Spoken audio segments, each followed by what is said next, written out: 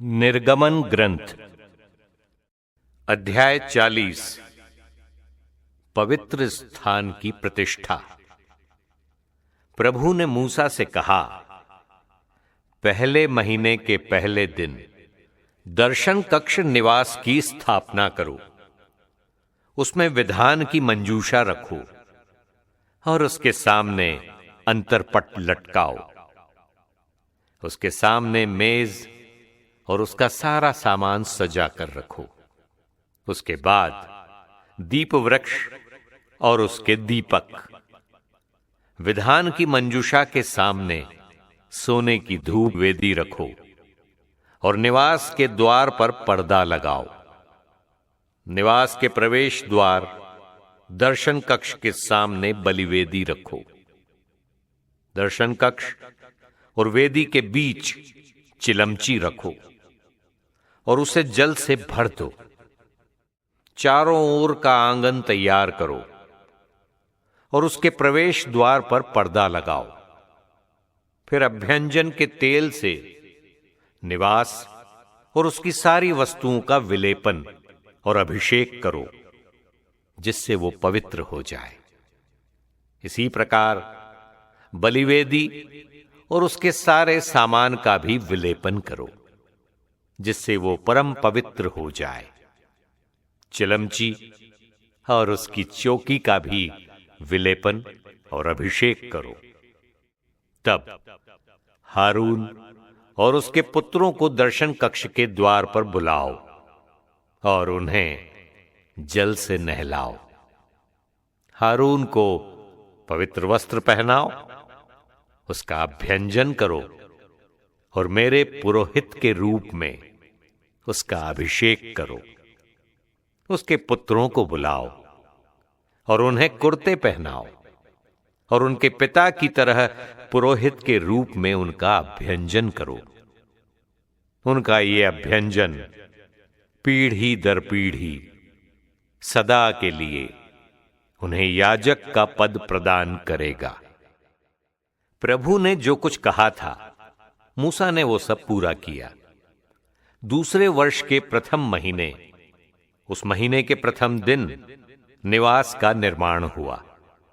मूसा ने निवास का निर्माण किया। उसने जमीन में कुर्सियां डाल दी और उन पर तख्ते रखकर और छड़ बांधकर खूंटे खड़े किए। उसने निवास पर तंबू ताना और उसके ऊपर तंबू का आवरण रख दिया, जैसा कि प्रभु ने मूसा को आदेश दिया था। उसने विधान की पाटियां मंजूषा में रखी, मंजूषा में डंडे लगाए और उस पर छादन फलक रखा। उसने मंजूषा निवास में रखकर उसके सामने एक अंतरपट लगाया और इस प्रकार विधान की मंजूषा आंखों से ओझल कर दी, जैसा कि प्रभु ने मूसा को आदेश दिया था। इसके बाद उसने दर्शन कक्ष में निवास के उत्तरी भाग में अंतरपट के सामने मेज रखी और उस पर भेंट की रोटियां रखी, जैसा कि प्रभु ने मूसा को आदेश दिया था। उसने दर्शन कक्ष में उसके दक्षिणी भाग में मेज के सामने दीप वृक्ष रखा। उसने प्रभु के लिए दीपक सजाए, जैसा कि प्रभु ने उसे आदेश दिया था। उसने दर्शन कक्ष में अंतरपट के सामने सोने की वेदी रखी। इसके बाद मूसा ने सुगंधित लोबान जलाया, जैसा कि प्रभु ने उसे आदेश दिया था। तब उसने निवास के प्रवेश द्वार पर पर्दा लगाया। उसने निवास दर्शन कक्ष के सामने होम बलि की वेदी रखी और उस पर होम बलि और नैवेद्य चढ़ाया, जैसा कि प्रभु ने मूसा को आदेश दिया था।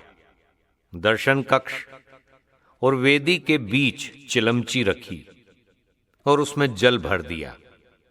मूसा, हारून और उसके पुत्रों ने उससे अपने हाथ पैर धोए। जब जब वे दर्शन कक्ष में प्रवेश करते और वेदी के पास जाते, तब तब वे हाथ पैर धोते थे जैसा कि प्रभु ने मूसा को आदेश दिया था। निवास और वेदी के चारों ओर आंगन लगाया गया और आंगन के द्वार पर पर्दा। इस प्रकार मूसा का काम समाप्त हो गया। निवास स्थान पर ईश्वर की महिमा। तब एक बादल ने दर्शन कक्ष को ढक लिया और प्रभु की महिमा निवास में भर गई। मूसा तंबू में प्रवेश नहीं कर सका, क्योंकि बादल उसे छाए रहता था और निवास प्रभु की महिमा से भर गया था। समस्त यात्रा के समय इजरायली तभी आगे बढ़ते थे जब बादल निवास पर से उठकर दूर हो जाता था। जब बादल नहीं उठता तो वे प्रतीक्षा करते रहते। उनकी समस्त यात्रा के समय प्रभु का बादल दिन में निवास के ऊपर छाया रहता था, किंतु रात को बादल में आग दिखाई पड़ती, जिसे सभी इजरायली देख सकते थे।